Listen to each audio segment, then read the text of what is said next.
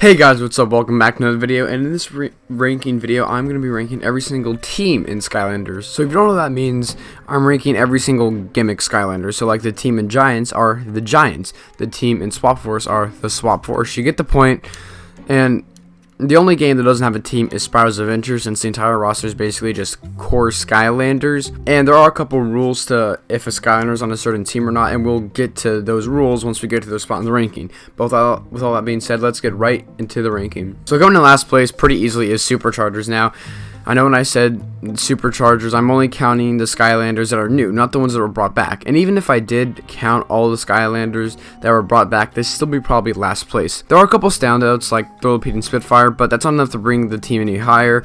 I just don't think this team is really that good.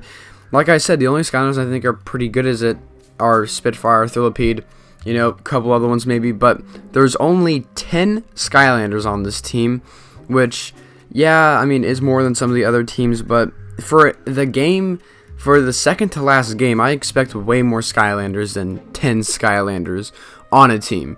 Like, at least in Giants, they had 8 Skylanders, but that was the second game. They were still trying to figure things out in that game. This is the 5th game. They should know what they need to do at this point, and there's only 10 Skylanders on this team. And even with the only 10 Skylanders, probably half, if not more, not really even that good. So, I mean, they can ride vehicles, I guess that's cool, but that's why it gets 5th place on the list. And after this, I really like every other team after Superchargers, but I'm going to put Swap Force in 4th place.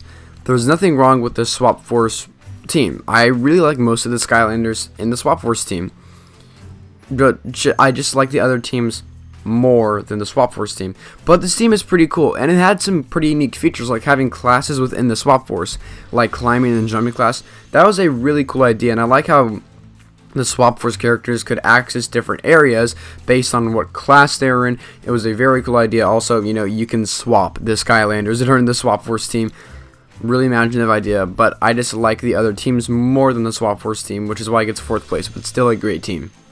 In 3rd place, we got Giants. So, unlike in the roster video, Giants does not get hurt in this list because there's no cores in the Giants team. Like I said, I like all the Giants, even in Genie, even though she's my least favorite Giant. The Giants are very epic. They can throw boulders because they're huge, like Jetvac once said. All the Giants do good damage, and they have some pretty cool attacks. And they can step on chompies and they instantly die.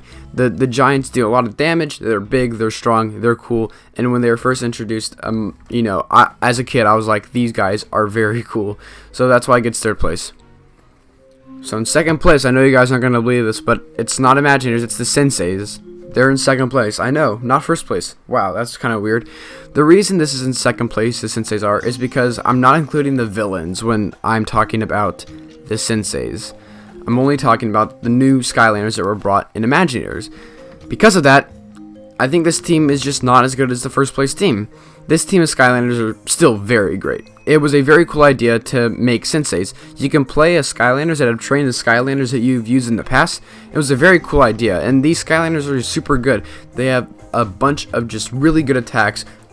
You know, the designs of them are really cool, and they can make your Imagineers levels go up. And the Sky Chi was a very nice addition too, but because the villains are not a part of the Senseis, I just can't put it in 1st place.